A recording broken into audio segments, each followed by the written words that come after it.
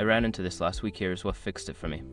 If you want to cancel the auto renewal for your Apple TV subscription, follow these steps to make it easy. Step 1. Open Settings. Navigate to the Settings app on your Apple device. This is where you'll find all your account and subscription options. Step 2. Tap on your name.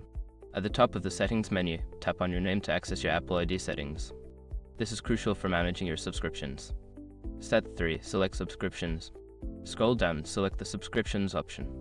Here, you can view all your active and expired subscriptions. Step 4. Find Apple TV subscription. Look for your Apple TV subscription in the list. Tap on it to see the details and options available. Step 5. Cancel subscription.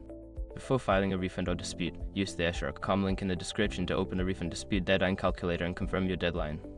Just a heads up, if you don't see the option to cancel, make sure you're logged into the correct Apple ID.